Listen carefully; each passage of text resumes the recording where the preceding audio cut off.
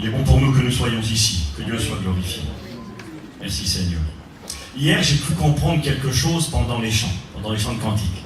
Le frère, il a dit, voilà, ce soir, le frère va nous parler, mais moi, j'étais pas au courant. C'est ça le problème. Le frère va nous parler des événements dans lesquels nous sommes aujourd'hui par rapport au retour du Christ, au retour du Seigneur. Et puis, voilà, le frère m'avait appelé au téléphone, mais il m'avait pas dit ça. Il m'avait parlé d'apporter un message, un sujet. Bon, ben écoutez, donc, par rapport au message subliminal qui m'a été adressé hier soir, j'ai compris que vous vouliez écouter parler du retour du Seigneur. Donc, c'est ce que je vais faire avec vous ici ce soir. J'aimerais m'entretenir d'un sujet de l'Écriture, un passage qui est énigmatique. Un passage qui, si on le lit comme ça, eh bien souvent on regarde, on ne comprend pas grand-chose et on referme la Bible, on se dit c'est trop compliqué et on laisse de côté. Maintenant, avec honnêteté, je n'ai pas la prétention, et je crois qu'aucun prédicateur ne l'a, de tout comprendre et de tout expliquer. C'est pas vrai. Personne ne connaît tout et personne n'a tout compris. Et il y a des domaines dans l'Écriture où il faut beaucoup d'humilité, où on peut avoir des pensées, des idées, mais avant d'affirmer c'est comme ça et pas autrement, il faut beaucoup de prudence. Il y a des domaines où on peut aller en courant. Le salut acquis par la foi en Jésus, mort sur la croix de Golgotha, et ressuscité pour notre justification, qui bientôt viendra pour nous chercher, tout ça c'est indiscutable. On ne peut pas discuter, c'est noir sur blanc, c'est quelque chose de acquis et de sûr et certain.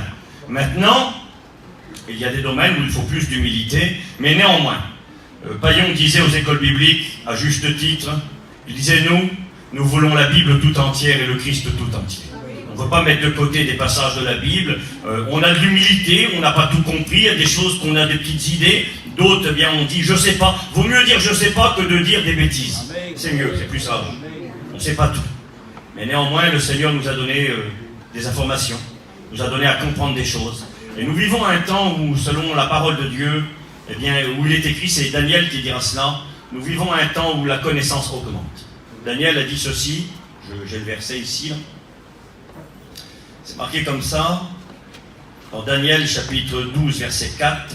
« Toi, Daniel, tiens secrètes ces paroles. » Daniel avait reçu des révélations, et puis certaines choses étaient difficiles à comprendre, et le Seigneur lui dira, « Toi, Daniel, tiens secrètes ces paroles, et scelle le livre. » Un livre scellé, fermé, qui a été une énigme pendant des dizaines d'années, pendant des siècles. Ceux qui lisaient le livre de Daniel avaient du mal à cerner l'ampleur du message qui était véhiculé dans ce livre. Dans le livre de Daniel est annoncée la venue du Messie, la venue du Seigneur, le règne du Seigneur sur la terre. Daniel l'annonce à multiples reprises, et c'était de manière voilée. Quand les gens comprenaient, ils comprenaient partiellement les choses. Et c'est marqué, « Toi, Daniel, tiens secrètes ces paroles, et scelle le livre, écoutez bien, jusqu'au temps de la fin. Beaucoup alors le liront, et la connaissance augmentera. » Et puis là c'est écrit noir sur blanc, dans les temps de la fin, quand les choses se seront mises en place, ceux qui liront le livre de Daniel, eh bien beaucoup, c'est marqué quelle beauté, beaucoup. Si Daniel avait su que la Bible s'est traduite dans toutes les langues et dialectes quasiment du monde entier, que tout le monde aujourd'hui peut lire la Bible, le livre le plus vendu, le plus répandu dans le monde entier, on a voulu détruire la Bible, on a voulu la brûler, on a voulu l'interdire, et plus on a tapé dessus, plus elle s'est endurcie comme une enclume, et elle s'est propagée dans le monde entier. Jésus a dit dans l'évangile de Matthieu, chapitre 24, que la bonne nouvelle serait prêchée dans le monde entier, et que alors viendrait la fin. Et donc c'est écrit, beaucoup alors liront le livre de Daniel, et la connaissance augmentera. Certains ont cru que Daniel prophétisait une augmentation de la connaissance dans le domaine technologique, dans le domaine scientifique. Et c'est vrai, notre génération, depuis 40-50 ans, a fait un bond de géant dans le domaine de la technologie, dans le domaine des découvertes scientifiques. C'est vrai, il y a eu quelque chose de considérable, un pas de géant s'est effectué. Mais néanmoins, quand on lit l'Écriture, ce n'est pas de cela qu'il s'agit. Il ne s'agit pas d'une connaissance technologique ou d'une connaissance scientifique, il s'agit d'une connaissance biblique. La connaissance biblique augmentera. Vous savez, j'aimerais dire ceci, ne pas être maladroit, parce que des fois on l'est. J'ai pas la prétention, et puis je crois qu'aucun frère ici pourrait avoir la prétention de dire qu'on est plus intelligent et qu'on comprend mieux les choses que nos aînés qui nous ont devancés. Parce que c'est pas être humble, c'est être réaliste. J'ai côtoyé Paillon, j'ai eu l'occasion de voyager avec lui, de l'avoir comme professeur. Et puis, c'était un grand monsieur qui nous a laissé un grand héritage. Et puis, j'ai pas la prétention de faire mieux que lui, bien au contraire. J'ai connu, moi, les anciens de notre mission. Je suis né dans la mission, j'ai 42 ans aujourd'hui. Le premier prédicateur de la mission, Mans, c'était mon oncle. Et quand il est mort, j'avais 8 ans. Je me souviens, c'était chez nous. On allait chez lui à la réunion. On allait le visiter. J'ai eu l'occasion d'écouter des messages de Mans. Donc, j'ai pas la prétention. Lui-même prêchait le retour de Jésus, Mans. Paillon a prêché le retour de Jésus. Clément Le Cossec, une grande pointure. Ce monsieur qui était un sédentaire, un breton d'origine, qui était parti pour faire des études d'architecte. C'était un cerveau à 4 étages, Clément Le Cossec. Et il a consacré sa connaissance et son savoir à l'évangile. Et ce savoir, après, il l'a consacré au service des Gitans. De France et du monde entier. Il est devenu l'apôtre des Gitans. Et Le Cossec prêchait le retour de Jésus. Avec des détails, avec des données, pour enrichir le peuple de Dieu. Et donc, on n'a pas la prétention de faire mieux. Maintenant, il y a une réalité qu'on ne peut pas mettre de côté. La Bible nous le dit. Dans les temps de la fin, plus les choses évolueront, plus les choses avanceront, plus il sera facile de comprendre certaines choses que nos anciens, des fois, ne pouvaient pas comprendre. Je vais vous donner un exemple très simple. Vous savez, les petits-enfants, souvent, ils font ce qu'on appelle des puzzles. Des puzzles, hein? C'est des images qu'on découpe en plein de morceaux. Eh bien, au départ, c'est compliqué, un puzzle. Hein? T'es là, t'essayes de faire le tour, au départ, et s'il y a plein de pièces, il va y avoir des couleurs différentes, il y a un moment où c'est très compliqué. Et des fois, ça demande beaucoup de temps. Mais quand c'est presque fini, quand il reste une dizaine de pièces à mettre, c'est très facile. Au début, c'est beaucoup plus compliqué, mais quand il n'y a presque plus rien à mettre, tout est mis devant tes yeux, ben, tu mets tes petites pièces à gauche, à droite, et tu comprends que c'est facile. Eh bien, je crois qu'aujourd'hui, nous vivons dans un temps où les choses se mettent tellement en place devant nos yeux. Quand on lit la Bible, sincèrement, j'ai souvent le sentiment, en lisant la Bible, eh bien, que je lis le journal de ce matin.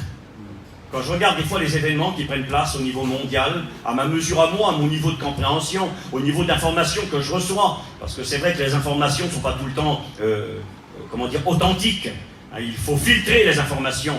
Aujourd'hui, c'est plus de la manipulation que des informations qu'on a. À la télévision, quand on reçoit des informations, il ne faut pas prendre pour content tout ce qui passe à la télé. Il y a une orientation politique, il y a une volonté de présenter les choses. Je ne sais pas, nous qui sommes confrontés aux médias, on sait ce que c'est.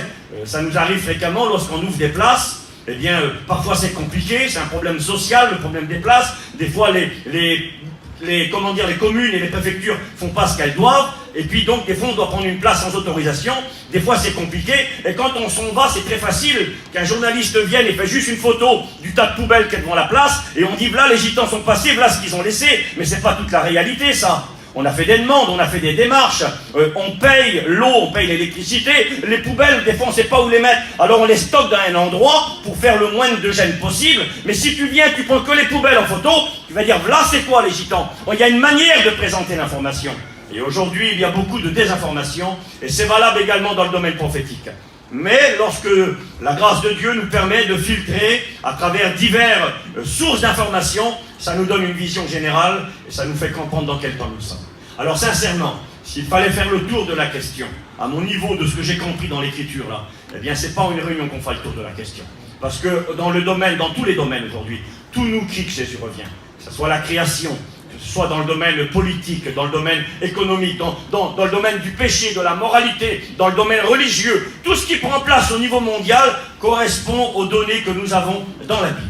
Mais ce soir, j'aimerais voir un événement qui s'est produit il y a 10 ans, le 13 juillet 2008 exactement, et qui est passé quasi sous silence. Si je vous demande ce soir qu'est-ce qui s'est passé le 13 juillet 2008, je suis convaincu que la majorité d'entre vous ne se rappelle pas ce qui s'est passé le jour-là. Et même à la limite, ne s'y sont même pas attardés. Et pourtant, par rapport à ce que nous enseigne l'Écriture, c'est un événement majeur qui a pris place concernant le retour du Seigneur. Et donc je vais vous en parler ce soir. J'aimerais voir avec vous, selon la Bible, l'une des prophéties que nous donne l'Écriture, qui va être pour nous le moyen de comprendre en quel temps nous sommes, et de réaliser que la venue du Seigneur, elle est imminente. Le jour et l'heure, on ne le saura jamais. Vous savez, j'utilise cette expression parce qu'elle est dans la Bible. L'apôtre Paul l'a utilisée, Jésus lui-même l'a utilisée. Dans le monde juif, on l'utilise régulièrement. Quand il parle de la venue de Jésus ou du Messie, du Sauveur, du Christ, son retour pour nous qui sommes chrétiens, eh bien, tout le temps, les Juifs parleront des douleurs de l'enfantement du Messie. Jésus dira pareil, quand il annonce les signes de son retour, il dira « ce ne sera que le commencement des douleurs ». Et l'apôtre Paul, dans 1 Thessaloniciens, pareil, utilisera la même expression. Et l'image qui est utilisée, sans être trop déplacée avec vous, eh bien l'image qui est utilisée, c'est l'image d'une femme qui va avoir un enfant. Jésus l'a pris, Paul l'a utilisé, les Juifs l'utilisent. Et c'est intéressant cette conception. Pour nous faire comprendre que quand le Seigneur reviendra, eh bien il en sera de même. Une femme qui attend un bébé ne sait pas exactement le jour et l'heure où il viendra. Mais néanmoins, il y a des moyens, il y a des repères. Quand ça fait pratiquement 9 mois, eh bien qu'on attend l'heureux événement, on sait que le moment va arriver. Et c'est la même chose aujourd'hui. Jésus ne pouvait pas revenir il y a 2000 ans quand il est parti au ciel. Et d'ailleurs, Jésus lui-même l'a enseigné dans ses paraboles, qu'il partait pour longtemps. Et à travers la parole de Dieu, on ne peut même pas mettre une date exacte, mais nous savons qu'il y a une période définie. Et la période entre le moment où Jésus est parti au ciel et il reviendra est une période de 2000 ans. 2000 ans. C'est écrit dans la parabole, dans Luc 10, la parabole du bon samaritain. Hein, il y a cette donnée étrange. Le samaritain descend, et puis il y a un homme qui est là à demi-mort sur le bord de la route, et personne ne peut rien pour lui. Il a quitté Jérusalem, la présence de Dieu, il a voulu aller à Jéricho, la ville maudite, qui représente le monde, et en chemin il se fait massacrer, et il est là à demi-mort, et un étranger, un samaritain passe, je le fais en 2 secondes, il le prend dans ses bras, il le soigne avec de l'huile et du vin, l'action de l'esprit et le sang de Jésus qui purifie de tout péché. Et là il le soigne, et il l'emmène dans une hôtellerie, il le confie à un hôtelier. L'hôtelier est le Saint-Esprit, l'hôtellerie est l'Église, et il lui dit, tiens, je te donne 2 deniers, et à mon retour, parce qu'il s'en va, le Sauveur s'en va, et à mon retour, quand je reviendrai, eh bien, s'il y a un surplus, s'il y a des frais occasionnés, je te paierai la différence, je te donne 2 deniers. Et on a appris aux études que le denier était le salaire pour une journée de travail. Quelque part, il est en train de lui dire, je pars pendant 2 jours. Et nous savons dans la parole de Dieu, dans le livre de Pierre, la 2e épître de Pierre, au chapitre 3, c'est tiré des psaumes, il est écrit que devant l'Éternel, un jour est semblable à 1000 ans. Vous trouvez ça, cette vérité également dans le livre d'Osée, le chapitre 6. Il est question du Messie, de Jésus qui va venir vers le peuple d'Israël et que les Juifs ne voudront pas de lui. C'est écrit Jean 1,12. La parole est venue chez les siens, mais les siens n'ont pas reçu. En tant que nation, il y a eu quelques Juifs qui se sont convertis. L'apôtre Pierre, l'apôtre Paul, Marie, la mère de Jésus, les frères du Seigneur. Il y avait une poignée de Juifs qui ont cru. Et puis l'évangile s'est répandu en Israël, mais une minorité ont cru. La majorité n'ont pas voulu croire en Jésus comme étant leur sauveur, conformément aux prophéties. Et Jésus est reparti. Et c'est marqué dans Osée 6, vous lirez chez vous. C'est marqué comme ça, je m'en irai, je repartirai dans ma demeure, jusqu'à ce qu'ils s'avouent coupables et qu'ils cherchent ma face. Quand ils seront dans le malheur, il annonce que le peuple d'Israël un jour connaîtra un grand temps de malheur et de désespoir. Vous savez ce qui s'est passé pendant la Deuxième Guerre mondiale, les camps de concentration, où 6 millions de Juifs ont été exterminés. C'est un avant-goût de ce qui va arriver très bientôt. Israël va encore beaucoup souffrir. C'est écrit dans Zacharie au chapitre 13 que les 2/3 d'Israël seront exterminés dans le feu. Israël va beaucoup souffrir et ils le savent. J'ai eu l'occasion de parler des Juifs, ils sont informés. Ils savent qu'ils vont payer encore un lourd tribut, mais voilà leur position. Les Juifs qu'on appelle les Juifs pieux disent ceci. Nous savons que nous allons souffrir, mais nous sommes prêts à payer le prix. On va en finir avec tout ça. On veut que le Messie vienne pour nous. Pour nous. Ils l'attendent. Et c'est écrit comme ça dans Osée 6. Je m'en irai dans ma demeure. C'est le Messie qui repart dans le ciel. Jusqu'à ce qu'il s'avoue coupable et cherche ma face. Et là, c'est marqué noir sur blanc. C'est écrit, je leur rendrai la vie dans 2 jours. Et le 3e jour, ils vivront devant moi. Les 2 jours, c'est les 2000 ans de l'Église. Le 3e jour, c'est la période de 1000 ans. C'est écrit dans Apocalypse 20 6 fois que Jésus régnera pendant 1000 ans sur la terre et que Israël sera restauré, sera rétabli et que tous les Juifs se convertiront. Donc les 2000 ans de l'histoire, on pourrait arrêter là-dessus ce soir et dire, bien, on est quand même en 2018. Donc les 2000 ans touchent à leur fin. Nous sommes dans cette réalité biblique. Mais j'aimerais voir avec vous une expression de la Bible. J'ai posé la question à mon beau-frère en route, et puis j'ai vu qu'il était un peu embarrassé. Et je crois que cette question peut en embarrasser plusieurs. Mais si on prend le temps de méditer un peu la Bible, eh bien les lumières nous sont données par la parole du Seigneur. Vous savez, je vais vous dire quelque chose. La Bible s'explique par la Bible, tout simplement. Mon petit beau-frère, je lui posais la question, il me disait, je pense que ça peut être ça. Ça peut vouloir dire ça, mais j'ai compris qu'il n'avait aucun fondement, simplement le fruit de son imagination. Eh bien nous ne devons pas nous baser sur ce que nous imaginons, sur ce que nous pensons, mais nous devons nous baser sur ce qui est écrit dans la Bible. Alors je vais vous lire un passage. C'est marqué comme ça dans Apocalypse 17, verset 3. J'aimerais vous montrer que lorsque le Seigneur reviendra, il y a des choses qui auront pris place au préalable, c'est-à-dire juste avant. Et qu'en réalité, dans notre époque aujourd'hui, il y a plein de choses qui ont pris place. Nous touchons du bout du doigt l'accomplissement de l'enlèvement de l'Église. Regardez ce qui est marqué. Et il me transporta. Et il me transporta en esprit dans un désert. Et je vis une femme assise sur une bête écarlate, pleine de noms de blasphème, ayant 7 têtes et 10 cornes. C'est marqué comme ça, juste en dessous. L'ange me dit, pourquoi t'étonnes-tu?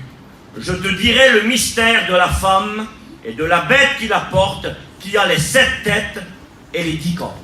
C'est bizarre ça.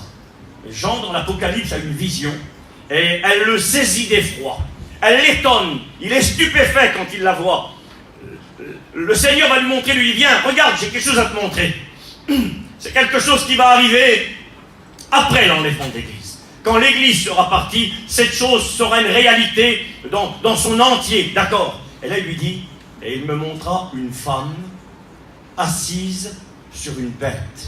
Cette bête avait 10 cornes et 7 têtes. Et après, des détails nous sont donnés. Et puis, je pense que si je posais la question à quelques-uns ce soir, et d'expliquer cette expression de la Bible, ça en ennuierait plus d'un. Certains diraient, oui, mais je sais pas, ça veut rien dire.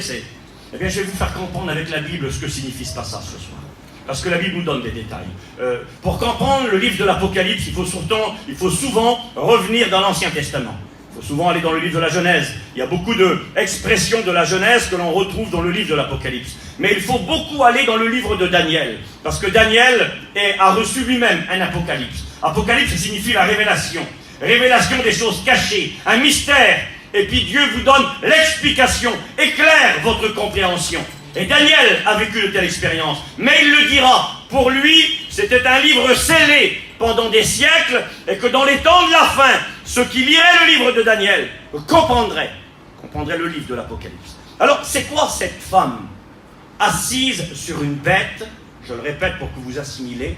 Une bête qui a 7 têtes et 10 cornes. Et tout à l'heure, j'ai posé une question très simple dans l'auto quand on venait. J'ai dit, est-ce que ça existe une bête qui a 7 têtes et qui a 10 cornes? Est-ce que ça existe? Bien, dans la réalité, non, ça n'existe pas.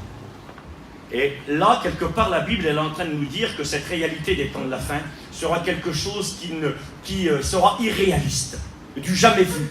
Quelque chose d'invraisemblable, pas quelque chose de connu, quelque chose qui va dépasser l'humanité. Et j'en viens au fait. Dans le livre de Daniel, au chapitre 2, je vais faire assez vite. Daniel va nous relater une expérience qu'il a vécue. Il va expliquer ceci. Vous savez, mon plus grand souci ce soir, c'est d'essayer d'être simple. Et ce n'est pas forcément évident quand on aborde de tels sujets. Donc mon souci, c'est d'essayer d'être simple et d'en perdre aucun. Donc je vais essayer, dans la mesure du possible, de ne pas être trop compliqué, ce qui n'est pas toujours aisé. Daniel a une expérience. Il est à la cour du roi de Babylone. Et voici que le roi de Babylone, Nebuchadnezzar, va avoir un songe. Il est en train de dormir dans la nuit, et puis dans la nuit, il est tourmenté, il est travaillé, et quand il se réveille le matin, il est convaincu, le roi, qu'il a reçu une révélation surnaturelle, que dans la nuit, il a vécu un rêve, et que ce rêve est quelque chose de capital pour lui, de très important. Et quand il se réveille le matin, le roi Nebuchadnezzar, vous pourrez lire chez vous dans Daniel chapitre 2, il est écrit qu'il va convoquer les gens les plus intelligents de son royaume, les plus sages, les plus savants. Et il va alors poser la question et leur dire, écoutez, j'ai fait un songe cette nuit, et je suis troublé dans mon âme, et je veux que vous m'expliquiez ce songe.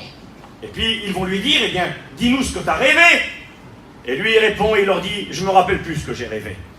Mais si vous êtes si sage et si intelligent, il y avait des gens dans le royaume et dans les dirigeants de l'empire de Babylone, il y avait ce qu'on appelait des magiciens, des chaldéens. C'était des gens qui prétendaient être capables d'avoir des pouvoirs surnaturels et être capables de révéler les choses cachées. Alors il va leur demander, leur dire, eh bien, vous allez m'expliquer le rêve que j'ai fait, parce que je ne m'en rappelle plus, ça m'a échappé, dira-t-il. Vous allez m'expliquer le rêve et vous allez m'en donner l'explication. Et là, ils vont dire tous, à l'unanimité, ils vont dire, roi, ce que tu demandes, c'est impossible.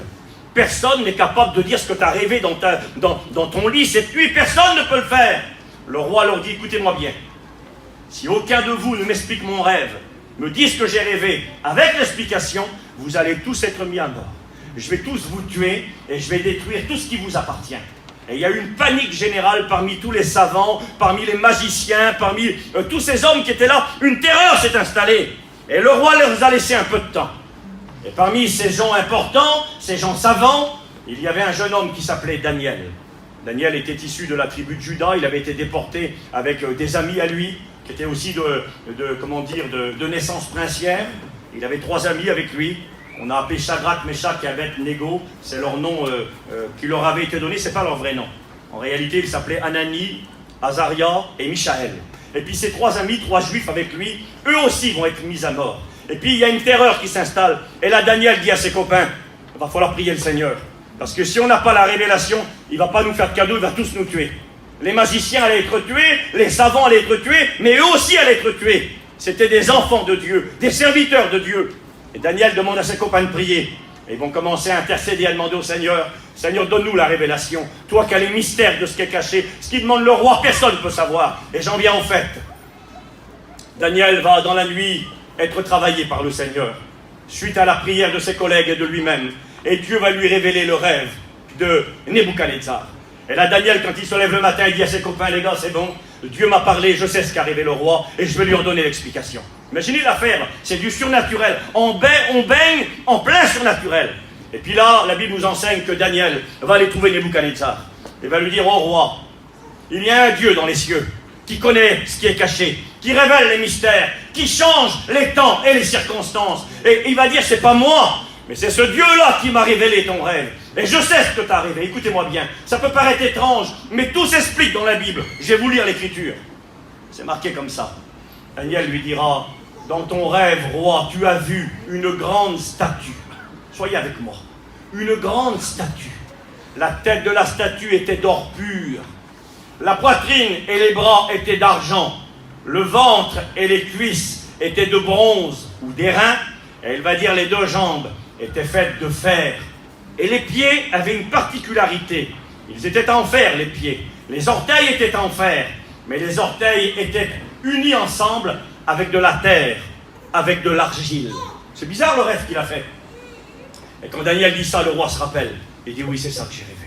J'ai vu une grande statue, une tête en or, une poitrine en argent, les bras en argent, le ventre et les cuisses en bronze, et puis les jambes étaient de ferraille. Et la particularité pour les pieds, c'est-à-dire la fin de la statue, c'était des doigts de pied en fer attachés avec de la terre. La terre ne peut pas attacher la ferraille. C'est ce que lui voyait. Et ensuite, dira Daniel, tu as vu une pierre qui tombait du ciel, sans le secours d'aucune main. Elle tombait, elle frappait les pieds de la statue. La statue était brisée. Elle s'envolait aux 4 coins par le vent, et la petite pierre qui était tombée du ciel est devenue une grande montagne qui a rempli toute la terre. Et il va dire, c'est ça que j'ai vu. Ça peut paraître tout bizarre ce que je suis en train de vous dire là, mais c'est marqué dans la Bible, l'explication. Alors je vous la donne. Daniel dira, la tête que tu as vue, c'est le plus grand empire qui va régner sur la terre des hommes. Le plus grand empire qui va régner sur le monde, et cet empire, lui dira Daniel, c'est le tien. La tête d'or que tu as vue, c'est toi, roi Nebuchadnezzar, avec ta puissance, avec l'empire babylonien, l'Irak actuel. Tu es le grand roi qui règne sur le monde. Dieu t'a donné le règne sur les hommes. Et puis, il accepte Nebuchadnezzar, il sait que c'est vrai. Et puis là, Daniel lui dit, après ton empire à toi, il y aura un autre royaume. Un royaume qui viendra et qui régnera aussi sur le monde. Ce sera le royaume des Mèdes et des Perses. L'Iran actuel, aujourd'hui. Les Mèdes et les Perses, les 2 bras. Un royaume avec deux grands groupes, 2 grosses ethnies différentes qui vont s'allier pour s'unir et diriger le monde. Et c'est ce qui va arriver dans l'histoire, c'est confirmé. Après l'Empire babylonien, il y a eu les Mèdes et les Perses qui ont dirigé le monde. Après cela, il y aura une 3e puissance. C'est écrit noir sur blanc dans la Bible. Ce que tu as vu, c'est 4 rois différents qui vont dominer le monde. Il y aura ton empire à toi, l'empire des Mèdes et des Perses. Ensuite, il y aura le 3e empire, l'empire des Grecs. Des Grecs et des Macédoniens, le ventre et les cuisses de bronze. Les Grecs et les Macédoniens, l'empire d'Alexandre le Grand. Et il y aura un 4e empire qui régnera sur le monde. Écoutez bien, Ça peut être compliqué ce que je vous dis, mais pourtant c'est tellement riche et tellement vrai. Le 4e empire, il y en aura 4 empires qui vont dominer le monde. Les Babyloniens, les Mèdes et les Perses, les Grecs et l'empire de Rome. Rome va régner. 2 jambes, pourquoi? Parce que l'empire romain a été scindé en 2. Il y avait l'empire romain d'Orient, l'empire romain d'Occident. Et puis, ça sera le 4e empire. Et ce 4e empire, selon l'écriture, dira Daniel, finira comme ses 4 doigts de pied, en ferraille, attachés avec de la terre. Et là, il y a une pierre qui tombera du ciel. Et Daniel dit, et la pierre qui tombera du ciel, c'est la venue du Messie. Quand le Messie viendra, comme ce petit caillou, quand il viendra, il frappera les pieds de la statue. Il frappera le 4e empire. Et le 4e empire explosera. La petite pierre deviendra une grande montagne. Et ce sera le règne du Messie sur la terre des hommes pendant 1000 ans. C'est ce que ça veut dire, ça. Il a vu en une nuit, là, dans ce rêve, on est à peu près en l'an 600 avant Jésus, et puis, donc, ça fait maintenant 2600 ans, il a vu toute l'histoire de l'humanité, les 4 grands empires qui régneraient sur le monde, et après le 4e empire, il a vu que le Christ reviendrait pour régner sur la terre des hommes. C'est ce qu'il a vu. Steve, on en est où avec ta bête, et puis la femme assise sur la bête? J'arrive tout doucement avec vous. Je dois vous expliquer cela. Regardez, et là, je lis l'écriture. Daniel 2, verset 40, verset 39 même. C'est Daniel qui parle, et il explique la statue, ce que je viens de vous dire là. Il lui dit, après toi, il s'élèvera un autre royaume, qui sera moins important que le tien, les Mèdes et les Perses. Puis un 3e royaume, vous voyez, c'est marqué noir sur blanc, j'invente rien, qui sera d'Airain, l'empire grec, macédonien, Alexandre le Grand, et qui dominera sur toute la terre. Et il y aura un 4e royaume, fort comme le fer. De même que le fer brise tout et rompt tout, il brisera tout, il rompra tout, comme le fer qui met tout en pièces.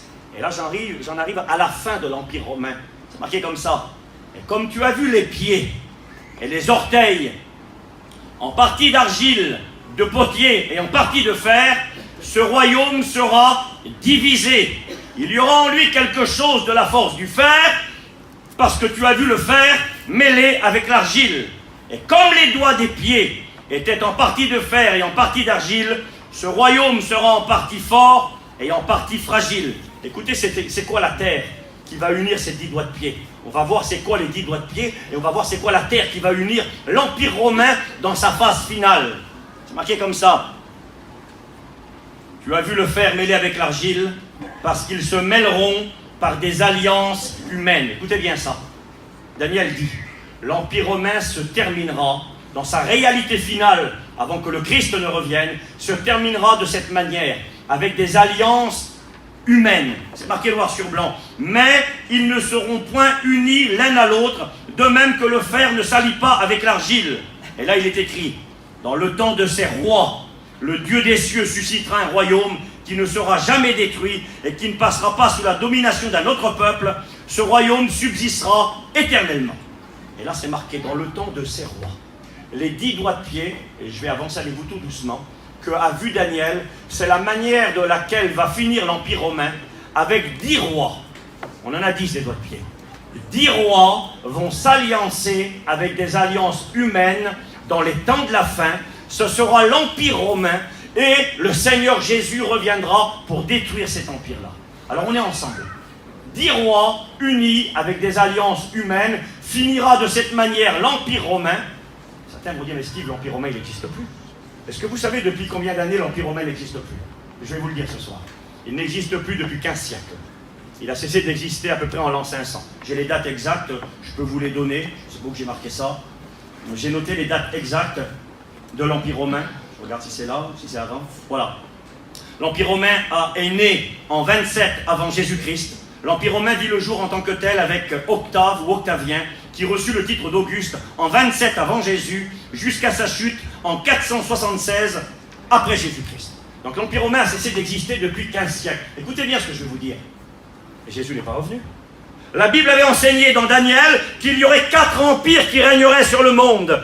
4 grands empires, et l'Empire romain était le 4e. Et c'est écrit qu'à la fin de l'Empire romain, Jésus descendrait du ciel, briserait l'Empire romain et régnerait sur la terre. Ça fait 15 siècles que l'Empire romain n'existe plus. L'Empire romain d'Occident, c'est-à-dire de l'Ouest. Parce que l'Empire romain s'est scindé en deux. Il y a deux jambes. Il y avait l'Empire romain d'Occident, l'Empire romain d'Orient. Il s'est séparé en deux et l'Empire romain d'Orient a demeuré plus longtemps. Il a demeuré jusqu'au XVe siècle.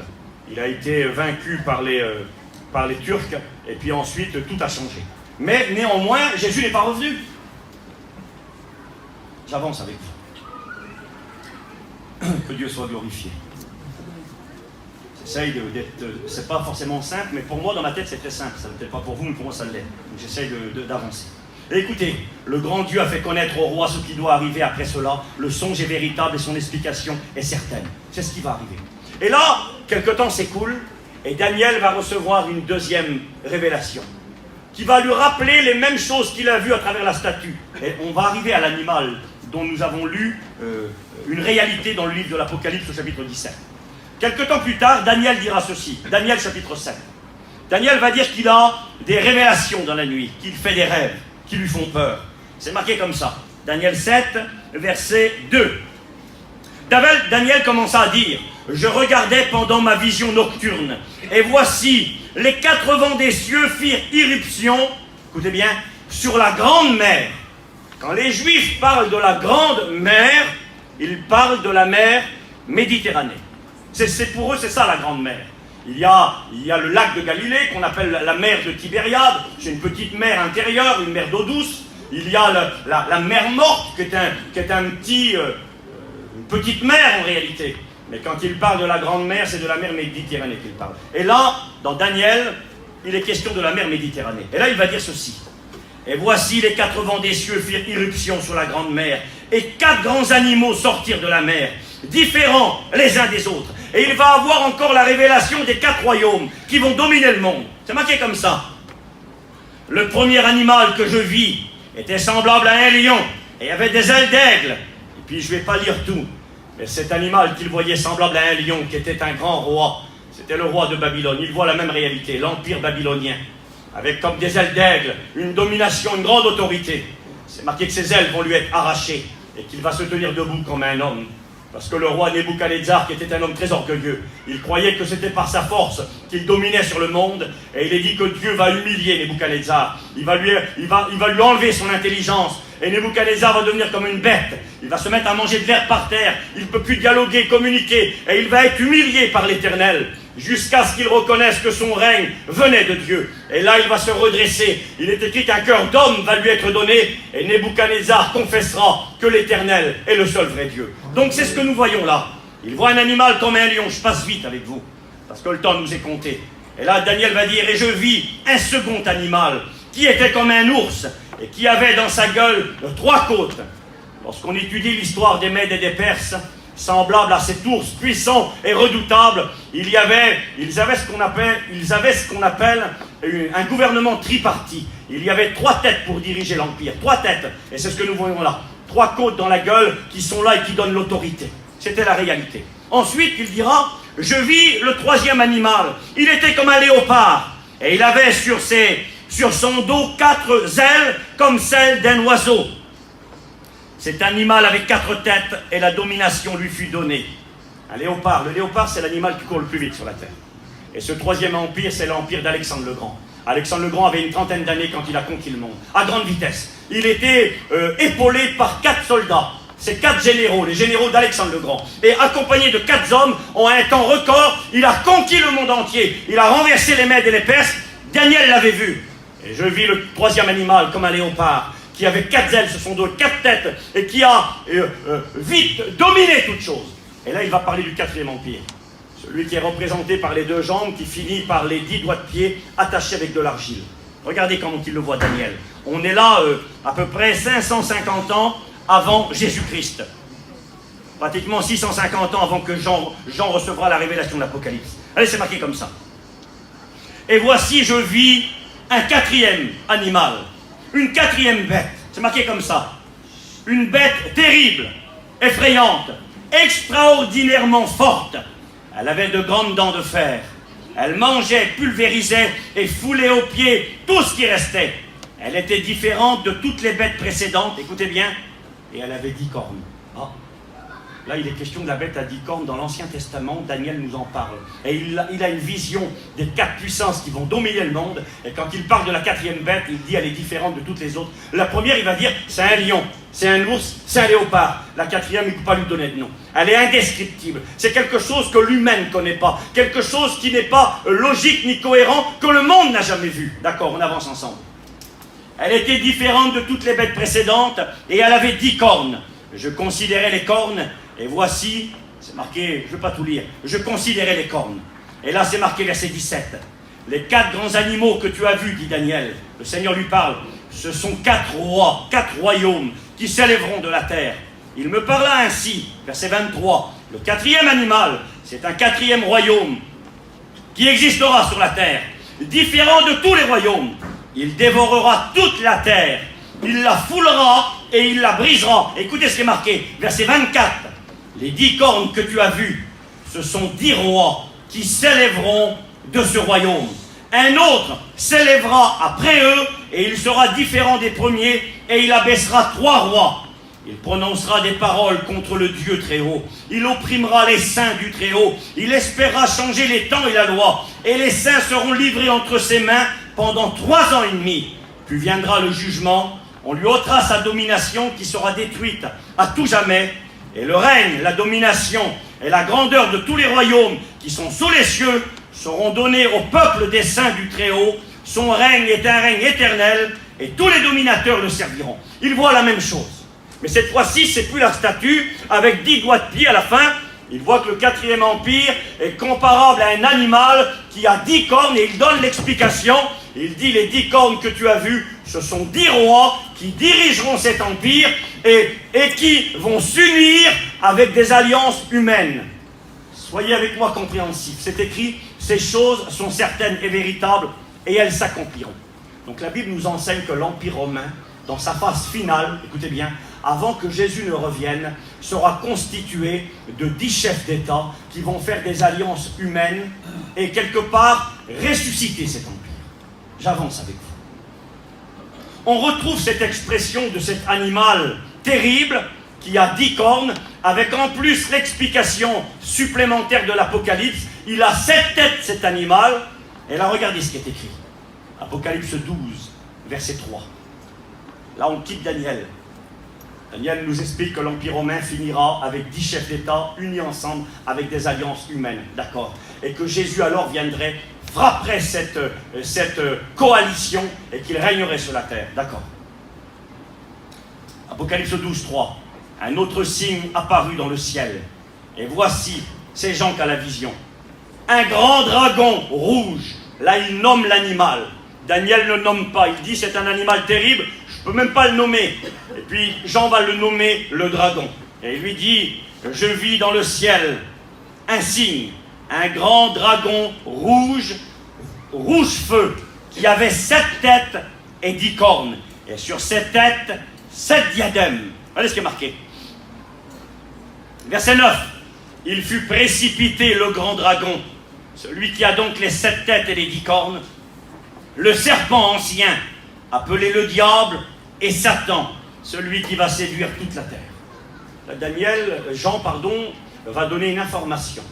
Cet animal que verra Daniel, qui sera un royaume qui va diriger le monde avant que Jésus ne vienne régner sur la terre, eh bien, cet animal est une copie du diable lui-même. Marqué comme ça, l'animal que tu as vu, le grand dragon rouge qui a 7 têtes et 10 cornes, eh bien, c'est le serpent ancien, c'est le diable, c'est Satan, celui qui séduit toute la terre. Et on comprend que le 4e royaume, l'Empire romain, dans sa phase finale, recevra l'autorité du diable lui-même. Apocalypse 13, j'avance tout doucement avec vous. Je vois plus l'heure, elle est là. Marqué comme ça. Jean a une autre vision. Il va voir le dernier empire qui va dominer le monde. Marqué comme ça. Je vis monter de la mer une bête qui avait 10 cornes et 7 têtes. Et sur ses cornes 10 diadèmes et sur ses têtes des noms de blasphème. La bête que je vis était semblable à un léopard. Conquête à grande vitesse. Ses pieds étaient comme ceux d'un ours. Une grande puissance. Sa gueule comme une gueule de lion. Une grande autorité. Le dragon lui donna sa puissance, son trône et une grande autorité. Écoutez ce qui est marqué. Et je vis que l'une de ses têtes était comme blessée à mort, mais sa blessure mortelle fut guérie. Et toute la terre était dans l'admiration derrière la bête, et elle se mit à adorer la bête. On voit que ça avance. Jean nous parlera du diable qui représente et qui ressemble à cette bête. Ensuite, il a la révélation que cette bête sera cet empire qui, dans les temps de la fin, viendrait régner sur la terre avant que Jésus ne vienne pour lui-même détruire cet empire. Écoutez, je lis vite fait les explications. C'est marqué comme ça. Je regarde les versets. C'est marqué comme ça dans Apocalypse 17, verset 8. C'est marqué, la bête que tu as vue, elle était, écoutez bien, elle n'est plus et elle reparaîtra. C'est ici l'intelligence. À qui a de la sagesse? Les 7 têtes que tu as vues, c'est marqué, sont 7 montagnes sur lesquelles la femme est assise. Alors on a des explications. Les 10 cornes, c'est 10 rois qui s'unissent ensemble, qui reçoivent l'autorité du diable lui-même, et il est écrit que après ces 10 cornes, un autre roi viendra. Il en arrachera 3 et il prendra la place pour dominer. C'est le dirigeant du gouvernement mondial. C'est le grand dictateur que le monde attend et qui bientôt va diriger le monde. Et il dirigera à partir de cette bête, qui est cette union de 10 chefs d'État, écoutez-moi bien, qui vont ressusciter l'Empire romain. Nous l'avons lu. La bête que tu as vue, elle était, elle n'est plus et elle reparaîtra. Et c'est marqué, les 7 têtes sont 7 montagnes. Écoutez-moi bien, la ville aux 7 montagnes, pour ceux qui étudient, qui lisent un petit peu et qui ont un peu de culture, la ville aux 7 montagnes, elle a un nom. On la connaît dans l'histoire, c'est la ville de Rome. Rome est construite sur 7 montagnes. La ville aux 7 montagnes, c'est la ville de Rome. L'Empire romain doit, dans les temps de la fin, selon la Bible, être constitué de 10 chefs d'État. C'est marqué, la bête, elle était, l'Empire romain a existé pendant 500 ans. Il a cessé d'exister. C'est marqué, elle était, elle n'est plus, et elle reparaîtra. Et la Bible nous enseigne qu'avant que Jésus ne vienne régner sur la terre, l'Empire romain va ressusciter. Il va ressusciter en relation avec la ville de Rome, et il va ressusciter différemment de par le passé. Ça ne sera plus un empereur qui dirigera l'Empire romain. C'est 10 chefs d'État qui vont faire des alliances humaines et qui vont ressusciter cet empire. Est-ce que vous me suivez? J'essaye d'être simple, c'est pas évident pour moi. Mais j'essaye de vous expliquer la Bible. Et ce que je vous ai dit là, je vous l'ai lu, c'est marqué dans l'Écriture. Les 10 cornes, c'est 10 rois, unis avec des alliances humaines, comme de l'argile qu'unissent les 10 orteils, d'accord? Les 7 têtes, ce sont les 7 collines, qui est la ville sur laquelle est assise cette femme. Et la ville aux 7 collines, c'est la ville de Rome, d'accord? Alors j'en viens à aujourd'hui. Steve, tu nous as dit qu'avant que Jésus ne vienne régner sur la terre, l'Empire romain, parce qu'il n'y en a que 4 des empires, va ressusciter, nous l'avons lu. La bête réapparaîtra après avoir cessé d'exister, d'accord? Mais sous une forme nouvelle, avec des unions, avec des alliances humaines. J'aimerais vous parler de quelque chose qui a pris place en 1991. Soyez avec moi quelques minutes, s'il vous plaît. Hein, il est 9h30, si on finit à 10h, ça va le faire, hein? Je finirai au plus tard à 10h. Mais maintenant, je vais accélérer, parce que j'aimerais vous amener dans le monde d'aujourd'hui. Steve, l'Empire romain ressuscité, non? Je n'ai pas écouté parler de ça, moi. 10 chefs d'État qui ont fait des alliances humaines pour ressusciter l'Empire romain. Ben moi, j'ai jamais écouté parler de ça. D'accord. J'ai ici avec moi une carte. Voilà, elle n'est pas très grande, ceux qui voudront la voir après pourront la voir. Là, j'ai 2 cartes en réalité. Ici, à ma gauche, c'est marqué, je l'ai pris, cette copie, Empire romain au 1er et au 2e siècle. Et quand vous regardez l'Empire romain, vous vous rendez compte que ce sont les pays qui font le tour de la Méditerranée. Ça part de là-bas du Portugal, l'Espagne, la France, l'Angleterre, l'Italie, le Portugal, etc. On avance, on arrive en Turquie. Après, on arrive là-bas où il y a le Liban, la Syrie, une partie de la Syrie, le Liban, Israël, l'Égypte. Après, à côté, il y a la Libye, la Tunisie, le Maroc, l'Algérie, la Mauritanie. C'est les pays qui composaient et qui étaient le 4e empire, l'Empire romain. C'est écrit, comme ça nous l'avons lu, « Je vis le vent sur la grande mer ». Le 4e empire, il entourait la grande mer Méditerranée. J'insiste parce que je vais en parler dans un instant, de la Méditerranée. La Méditerranée, ça se dit Mare Nostrum en latin, ça veut dire notre mer. C'était vraiment considéré comme le centre de la vie de l'Empire romain. Et là, à ma droite, vous trouvez les mêmes pays unis depuis le 13 juillet 2008. Exactement. Les mêmes pays ont signé une alliance et se sont unis. Écoutez bien comment ils ont fait pour s'unir. J'ai fait des recherches, j'ai découvert ça moi, ça fait quelques années maintenant. Le dialogue 5 plus 5. Ça fait combien 5 et 5? C'est vraiment pas fort. Hein. 5 euros et 5 euros. On compte mieux en euros. C'est plus facile. Le dialogue 5 plus 5. 5 et 5, ça fait 10. D'accord.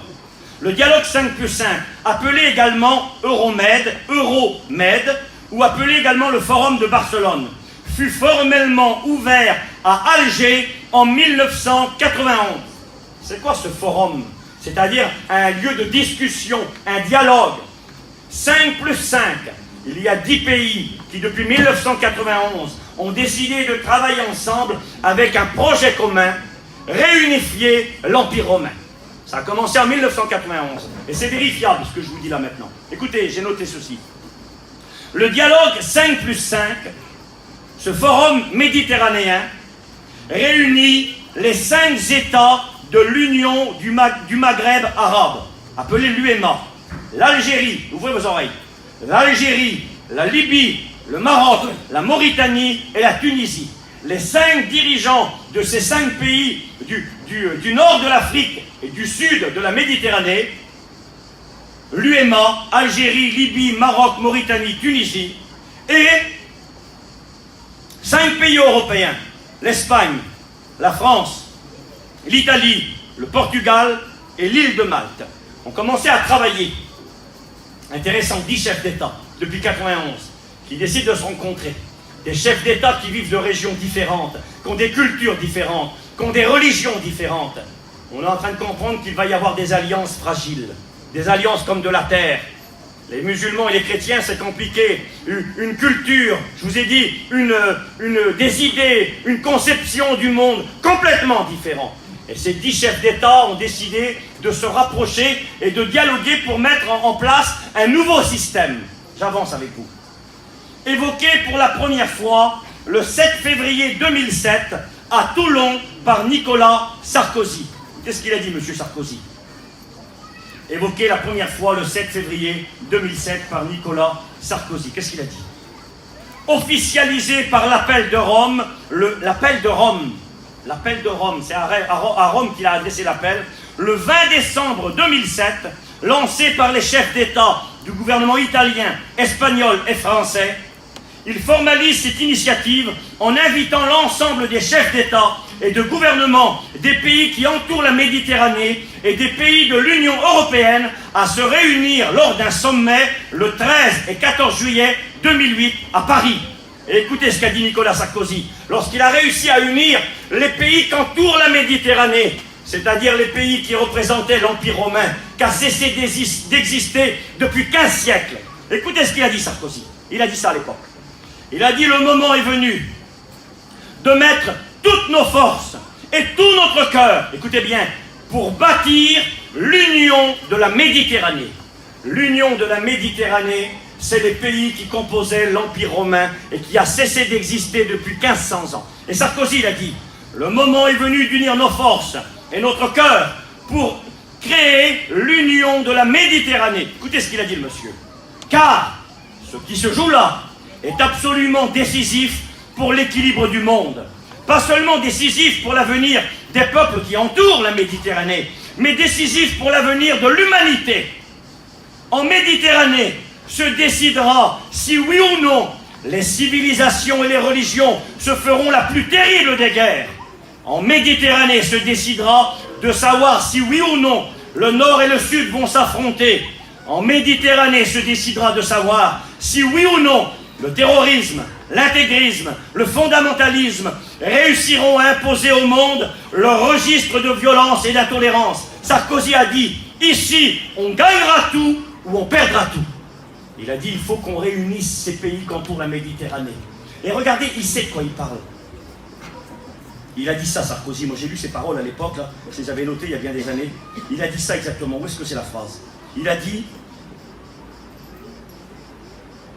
il a dit, il vit au fond de nous. J'aimerais retrouver ce petit passage qu'il a parlé, le monsieur là. Il a dit ça. Comment qu'il a dit exactement sa phrase? Voilà, regardez ce qu'il a dit. Il a expliqué, il a dit, il y a au fond de chaque riverain de la Méditerranée le souvenir d'une union autrefois vécue et que nous avons perdue. Et il a dit ces mots, nous avons perdu cette union depuis 15 siècles. Et il y a 15 siècles, l'Empire romain a cessé d'exister. Et Sarkozy, il a dit, depuis 15 siècles, nous avons perdu cette union. Et il faut que nous travaillions ensemble. Regardez ce qu'il a dit. Il a dit, nous en avons rêvé. Nous en avons rêvé. L'union pour la Méditerranée est maintenant une réalité. C'est félicité lors d'une conférence de presse Nicolas Sarkozy, qui avait dû batailler ferme pour imposer son projet face aux réticences initiales des Européens comme de certains pays arabes. Et il dira que ce sommet s'est marqué par une mise sur la même table de pays qui sont en guerre. Israël s'est assis à ce moment-là avec Bachar al-Assad, le ministre syrien. Et ils se sont réunis, ça fait 10 ans en arrière. Et il a réussi, cet homme-là, à mettre ensemble, il dira ces mots, c'était l'impossible. Il va dire, là se décidera l'avenir de l'Europe. Je n'hésite pas à le dire, dira Sarkozy, eh bien, il est dans la décision que nous allons prendre. Charlemagne, écoutez-moi, Hitler, Napoléon Bonaparte, ces grands hommes qui ont essayé de dominer le monde et de réunifier l'Empire romain, écoutez bien, ils ont tous échoué. Ils ont tous essayé par les armes. Napoléon, Hitler et tous ces hommes, Charlemagne, ont fait la guerre. Ils ont voulu réunifier l'Empire romain. Ça a été un échec. La Bible nous avait dit que l'Empire romain allait réapparaître dans les temps de la fin et que ces 10 chefs d'État qui allaient travailler avec des alliances humaines et ressusciter cet empire-là. Et j'aimerais vous dire que ce qu'a fait Nicolas Sarkozy en 2008 a été décisif. Il a réussi ce que personne n'avait réussi. L'Union méditerranéenne représente 43 pays, 750 millions d'habitants du continent. Et il a réussi à les mettre ensemble. Il a dit, le monsieur, la Méditerranée est au centre des 3 grandes religions, des 3 continents, et en somme est au centre du monde. Et se trouve donc être le point géostratégique le plus important du monde. Et cet homme-là, il a réussi, écoutez-moi bien, cet exploit en travaillant avec 10 chefs d'État. Il en faisait partie. Ça avait commencé avant qu'il ne vienne au pouvoir. Ils ont travaillé, et les 10 chefs d'État avec des alliances humaines, j'ai ici une carte, ont réussi à ressusciter l'Empire romain dans ses frontières. C'était du jamais vu. Ça n'a jamais existé. Il sait très bien ce qu'il a fait Sarkozy, et on n'en a quasiment pas parlé. J'en viens, avant de finir, à une autre vérité. Donc la bête, c'est marqué qu'à 10 cornes et 7 têtes, c'est l'Empire romain qui ressuscite dans les temps de la fin. Et je vous le prouve avec ceci, j'ai d'autres choses, je ne peux pas tout vous lire. L'Empire romain est ressuscité dans ses frontières avec 10 chefs d'État, comme l'avait dit la Bible, depuis 10 ans maintenant. Ces choses devaient arriver avant que l'Antéchrist ne vienne, avant que le dictateur mondial ne vienne. Ce qui a été fait là va devenir bientôt le moyen de faire un empire mondial. La Bible déclare, la bête à la 10 cornes, 3 de ses rois vont être arrachés, et ensuite l'Antéchrist prendra sa place. Mais quand il va prendre sa place? Il va prendre sa place quand l'Église sera enlevée. C'est écrit, il faut que celui qui le retient encore ait disparu, et alors paraîtra l'impie que le Seigneur Jésus détruira par le souffle de sa bouche. Aujourd'hui, l'Empire romain est ressuscité. Écoutez-moi bien. 10 chefs d'État ont permis cette réalité, et j'ai médité là-dessus. Et Dieu m'a donné cette réflexion. Ça vaut ce que ça vaut, mais je crois que ça tient la route. Sur les 10 chefs d'État qui ont travaillé pour ressusciter l'Empire romain, c'est devenu une réalité le 13 juillet 2008. Écoutez-moi bien. Sur les 10 chefs d'État, il y en a 3 qui sont tombés. Il y en a 3 qui sont tombés. Je ne me rappelle pas de tout, mais j'avais noté, la Libye faisait partie des 10. Kadhafi a été arrêté. La Tunisie faisait partie de ses dirigeants. Il s'appelait Ali, le dirigeant tunisien. Il a été fauché, arrêté. Et je ne me rappelle plus le 3e. Je ne sais pas si c'est pas l'Égypte, enfin peu importe. Il y en a 3 qui ont été fauchés et mis sur la touche. Moi, quand je vois ça, je me dis, Seigneur, 10 hommes ont travaillé ensemble, ont fait des alliances humaines compliquées, ont réussi à réunifier, à ressusciter l'Empire romain dans ses frontières géographiques, travaillent ensemble depuis 10 ans, et 3 de ces rois sont tombés. Je crois qu'il n'y a pas grand-chose qui empêche à l'autre de venir. Mais, oui, mais Steve, la femme qui est assise sur la bête, c'est qui? C'est qui cette femme-là?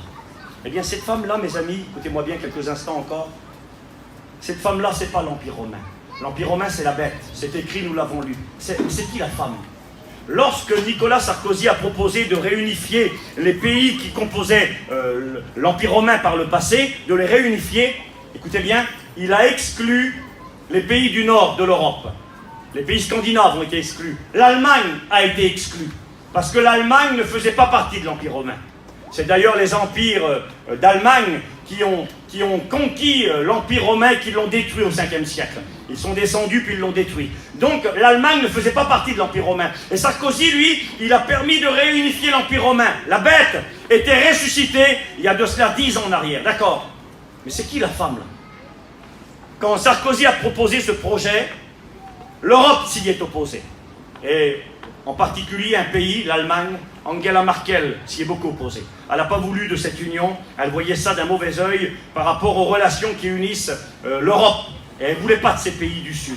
Mais quand elle voyait que Sarkozy allait concrétiser son projet, qui s'appelait à l'origine l'Union méditerranéenne, uniquement les pays qui entourent la Méditerranée, écoutez-moi bien, Angela Merkel, elle a dit, nous, on n'est pas d'accord. Au départ, elle ne voulait pas. Quand elle a vu que ça allait se faire, elle a dit, écoutez bien, on accepte cette union, mais il faut y inclure l'Europe.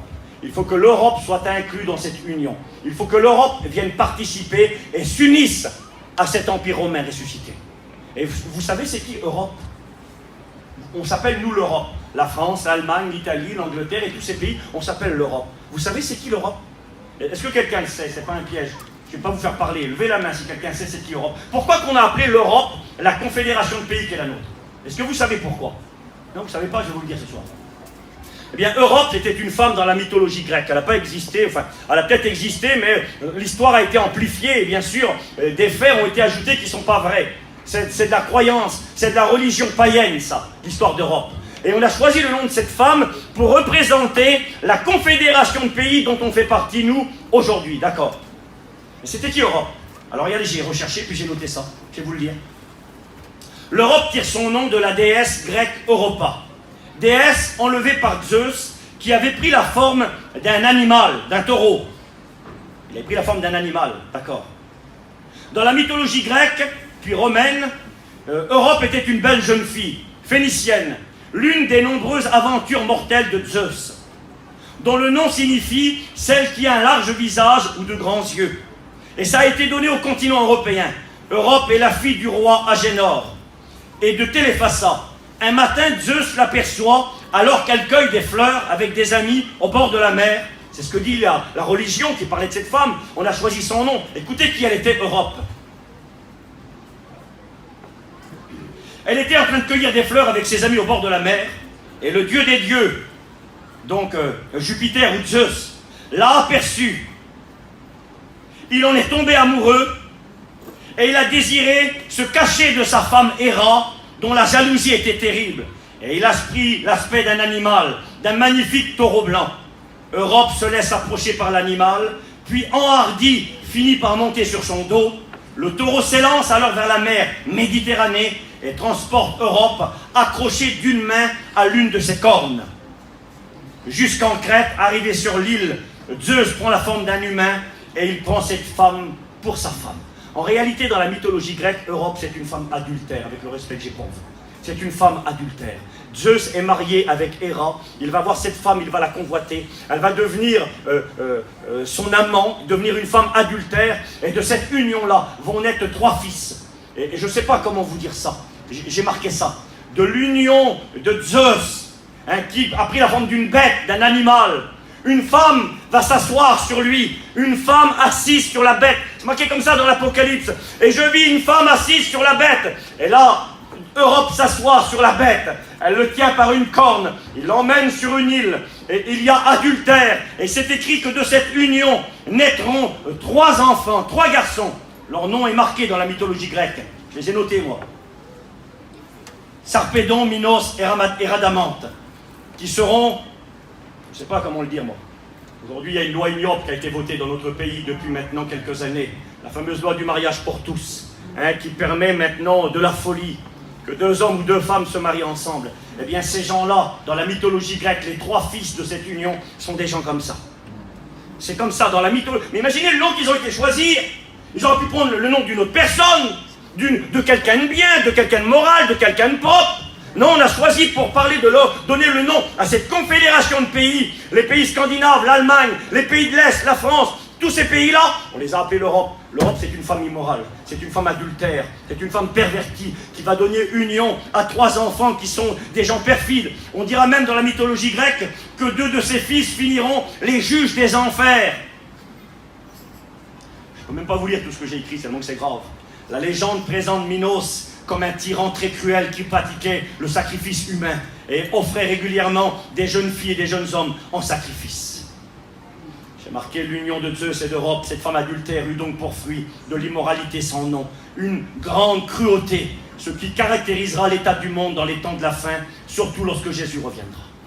Qu'est-ce que je suis en train de vous dire? J'ai des photos là, je vais vous les montrer, vous allez voir. Je vais vous montrer 1 ou 2 photos que j'ai en ma possession. Si certains verraient ma Bible, ils diraient, mais qu'est-ce qu'il a comme photo le pasteur? C'est pas beau comme photo ça. Allez, j'ai une photo dans ma Bible. Ceux qui veulent la voir, je vous la montrerai. Ça, c'est une statue qui se trouve à Europa Park, en Allemagne. Un parc pour enfants. Et vous voyez une femme quasi dévêtue, assise sur une bête. Et là, pas sur l'image, mais dans la réalité, généralement, elle le tient par une corne. Si vous allez à Strasbourg, au Parlement européen, en France, j'y suis allé, eh bien, j'ai aussi les photos, elles sont là, je vais vous les montrer. Vous allez voir que j'invente rien du tout. À Strasbourg, au Parlement européen, regardez ici, là. Statue de la déesse Europe au Parlement européen, au bâtiment dit Winston Churchill. Vous voyez une femme complètement déshabillée, assise sur une bête. Ici, la statue de la déesse Europe à Bruxelles, une femme dévêtue, assise sur une bête qu'il tient par ses cornes. Ils ont choisi pour symbole une femme assise sur une bête, une femme dépravée, une femme adultère. Et moi je lis l'Apocalypse, il y a 2000 ans en arrière, on est loin de tout ça. Jean dit, et je vis une femme assise sur une bête. Je ne sais pas si vous ne voyez pas la proximité de ces réalités de la parole de Dieu. L'Europe est cette union contre nature. L'Empire romain devait ressusciter, mais la femme qui est assise sur la bête, c'était l'Europe. Et c'est ce que la Bible nous enseigne. Voilà ce qui arrivera dans les temps de la fin. L'Empire romain ressuscitera. C'est une réalité depuis le 13 juillet 2008. Et la femme, l'Europe, va s'unir à elle. Angela Merkel, il a dit, il faut que l'Europe soit inclue dans ce projet. Et on a changé le nom. Ça s'appelait l'Union méditerranéenne. C'est-à-dire l'Empire romain ressuscité. Et c'est devenu l'Union pour la Méditerranée. L'Europe est inclue et liée à cette décision qui a été mise en place. C'était marqué dans la parole de Dieu que ces choses deviendraient une réalité dans les temps de la fin. Que ce serait le moyen par lequel l'Antéchrist viendrait régner sur la terre, dominer le monde, exercer une tyrannie, et que quand ces choses arriveraient, ce serait le moment du départ de l'Église de Jésus-Christ.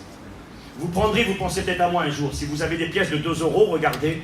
Si vous avez une pièce grecque de 2 euros, vous regardez derrière, et vous verrez dessus, il y a une photo de Europe. Une femme déshabillée, allongée sur une bête, comme dit l'Apocalypse. Certains vont dire, mais Steve, l'Europe, c'est marqué que cette femme-là, dans la Bible, dans Apocalypse, chapitre 17, il est écrit qu'elle est ivre du sang des saints, qu'elle est la mère des impudiques et de l'impudicité. Certains vont dire, mais Steve, l'Europe, c'est pas ça. L'Europe n'ont pas fait autant de choses. La Bible déclare que cette femme, Europe, eh bien, elle est ivre du sang des chrétiens. C'est-à-dire qu'elle a massacré les chrétiens. J'aimerais quand même vous rappeler que l'Europe se présente comme un pays dit catholique, chrétien catholique. C'est comme ça qu'on représente l'Europe. Est-ce que vous vous êtes posé la question pourquoi sur le drapeau européen, il y a 12 étoiles jaunes qui sont là avec un fond bleu? On ne se pose pas beaucoup de questions. Vous savez, je vais vous dire quelque chose.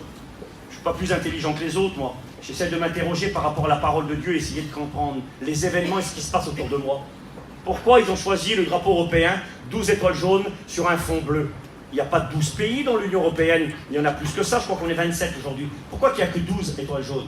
Eh bien, en réalité, parce que ceux qui ont fondé l'Europe, c'est le Club de Rome qui a fondé l'Europe, quand ils ont travaillé à ce projet, ils ont choisi un symbole pour les représenter, et ces gens qui ont travaillé à la création de l'Europe étaient des catholiques fervents, et en particulier l'un des dirigeants qui a travaillé. Et en tant que catholique, il a voulu honorer Marie. Parce que dans l'enseignement catholique, Apocalypse 12 nous dira, Jean va voir une femme. Il va dire, et je vis une femme qui avait 12 étoiles sur sa tête. Elle mit au monde un fils, et ce fils fut enlevé vers Dieu. Dans l'église catholique, on vous dira que la femme dont il est question, dans Apocalypse 12, on vous dira que c'est Marie. Marie avec 12 étoiles sur sa tête, et que l'enfant qu'elle met au monde, c'est Jésus, et que Jésus est parti au ciel. En réalité, c'est pas ce que dit Apocalypse 12. La femme dont il est question, c'est le peuple d'Israël. L'enfant qui est mis au monde, c'est l'église de Jésus-Christ. Parce que quand l'enfant est enlevé, c'est alors que Satan vient régner sur la terre et que le royaume de l'Antéchrist prend toute sa place. Mais les préparatifs seront faits avant. Eh bien, l'église catholique dira que Marie, c'est la femme qui a 12 étoiles sur sa tête. Et c'est pourquoi le drapeau européen, c'est un drapeau qui est dédié à Marie au nom du catholicisme. Bien, j'aimerais quand même vous rappeler que le catholicisme, je ne fais pas la guerre des religions, mais a sur ses mains beaucoup de sang. Beaucoup de chrétiens ont été massacrés. Oh, peut-être pas aujourd'hui, certains diront, mais à travers les siècles. Personne, autant que l'Église catholique et l'Europe catholique, a massacré les chrétiens authentiques. Vous êtes dans une région, je ne sais pas si vous le savez, à Aigues-Mortes, pas très loin de chez vous, il y a les vestiges dans cette ville d'un souvenir des chrétiens persécutés. Je suis allé visiter avec mon beau-frère Aigues-Mortes. Il y a la prison de Constance, où des chrétiens, des hommes et des femmes ont été internés pendant des dizaines d'années. Cette prison est célèbre par rapport à une femme qui s'appelait Marie Durand. Elle a été enfermée 37 ans dans la prison, sans en sortir. Elle est rentrée à 19 ans dans cette prison, elle en est sortie à 56 ans. Et elle est morte quelques années plus tard. On a massacré en France, lors de la Saint-Barthélemy, on a massacré les chrétiens qui croyaient dans la Bible. On les a tellement exterminés que la Seine était rouge de sang. Tellement qu'on a tué les chrétiens. Et les chrétiens ont dû fuir. Vous n'avez jamais posé la question pourquoi il y a autant de chrétiens évangéliques aux États-Unis? Tous ces chrétiens évangéliques aux États-Unis, ce sont tous des chrétiens qui ont quitté l'Europe à cause des persécutions.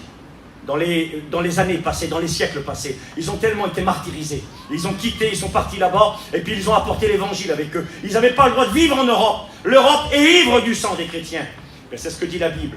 La Bible déclare que cette femme, Europe, qui se présente comme un regroupement de chrétiens, au nom du catholicisme, qui est ivre du sang des saints, qui a fait des pactes avec le monde entier, qui s'est enrichi. Quoi de plus riche que la puissance du Vatican à Rome?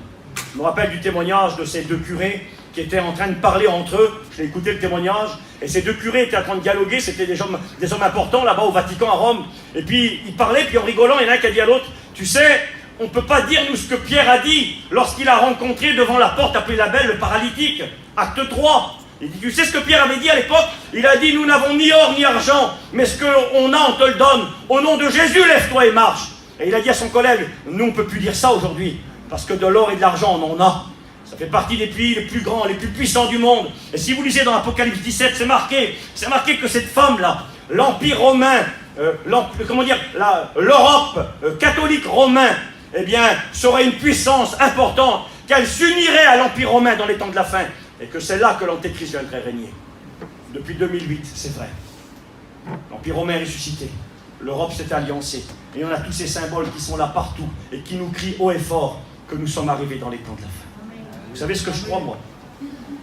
Je m'excuse de tout mon cœur. Je m'excuse si je le crois en plus. J'ai peut-être été un peu compliqué parce que c'est pas simple de vous dire tout ça en une petite heure, à peu près 1h15, et d'essayer d'être simple, c'est pas facile pour moi. Mais je crois que vous avez compris l'essentiel. La parole de Dieu, je ne sais pas si vous imaginez la grandeur et la perfection des prophéties. L'Empire romain ressusciterait, 10 chefs d'État, des alliances humaines, exactement ce qui s'est passé. Le forum de Barcelone était le point de départ. Ils ont réunifié cette région. Quand ça s'est fait, l'Europe s'est manifestée à travers Angela Merkel. Ils ont dit on veut en faire partie. Et la femme s'est assise sur la bête qui était ressuscitée après 15 siècles de destruction. Imaginez un petit peu. C'était de la folie, c'était impossible. La Bible avait dit, c'est accompli aujourd'hui.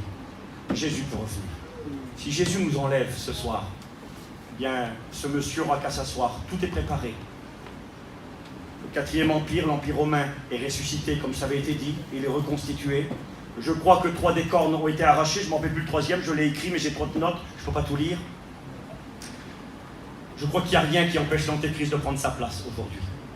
La Bible avait dit dans 2 Thessaloniciens qu'il faudrait premièrement qu'il y ait une apostasie générale, c'est-à-dire une rébellion contre Dieu mondial.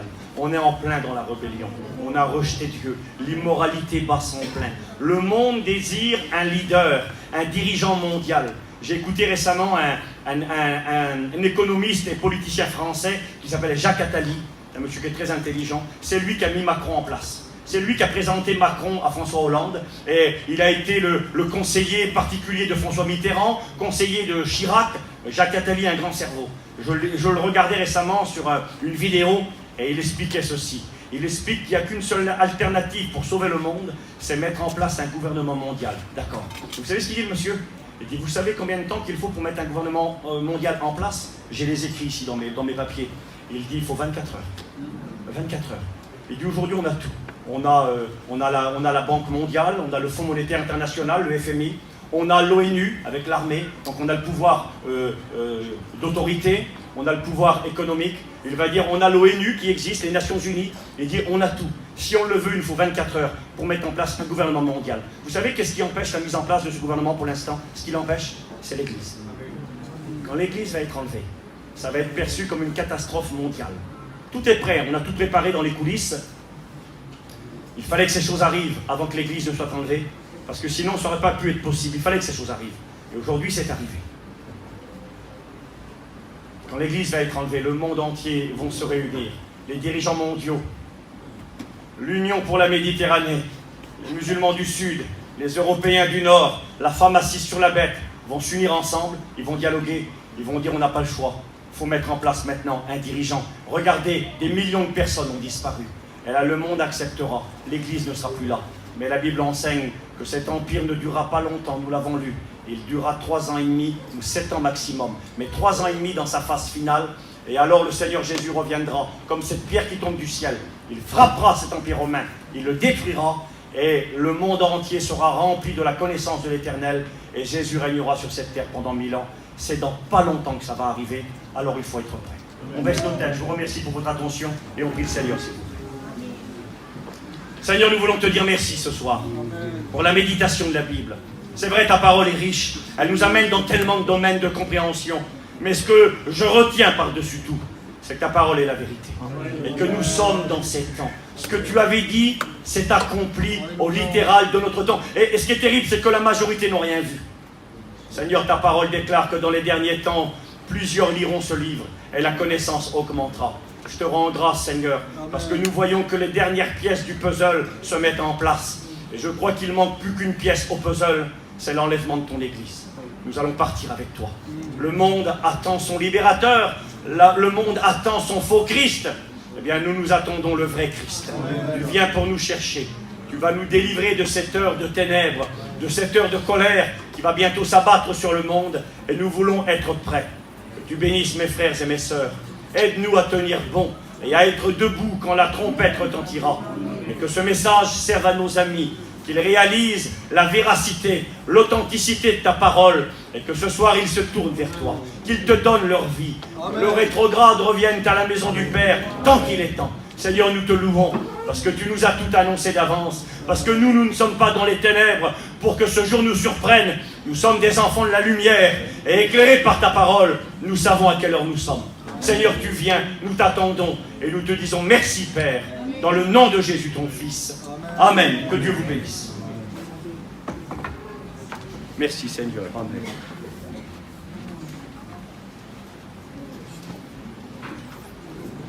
Voilà, merci à Dieu.